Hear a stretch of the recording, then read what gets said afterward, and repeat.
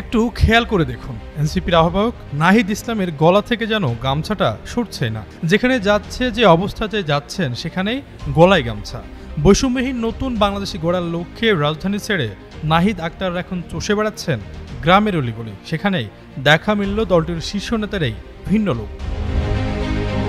কেউ কেউ বলছেন খুব সহজে ভোটারদের সাথে মিশে যাওয়ার কৌশল হিসেবেই গামছাকে ব্যবহার করছেন নাহিদ ইসলাম। তবে এ নিয়ে ঘটা করে অবশ্য কোনো মন্তব্য করেননি নাহিদ ইসলাম। তবে এনসিপির কেন্দ্রীয় যুগ্ম সদস্য সচিব এস.এম. সুজাউদ্দিন যুগান্তরকে বলেন, ওই এলাকার মানুষের সাথে মিশে যেতে, তাদের সংস্কৃতিকে ধারণ করতে গলায় গামছা পরছেন নাহিদ ইসলাম।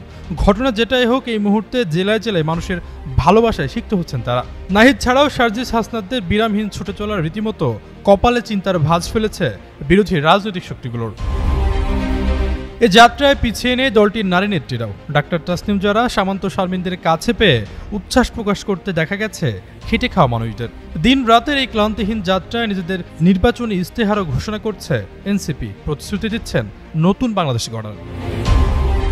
আগামী নির্বাচনে ৩০০ আসনে প্রার্থী দেওয়ার ঘোষণা দিয়েছে জাতীয় নাগরিক পার্টি। তাই দল নিবন্ধনের পালা শেষ করে ঢাকা ছেড়ে জেলায় জেলায় ভোটারদের দুয়ারে যাচ্ছেন সার্জিস হাসনাতরা। সেই সাথে ভোটারদের সাথে পরিচয় করিয়ে দিচ্ছেন নিজ দলের মনোনীত প্রার্থীদের। এরই মধ্যে নাহিদ ইসলাম বলেছেন, আগে বিচার এবং সংস্কার, তারপরেই নির্বাচন। তার এই বক্তব্যের পরই নতুন করে আলোচনা সমালোচনার জন্ম দিয়েছে। আশরাফুল ইসলাম, যুগান্তর নিউজ।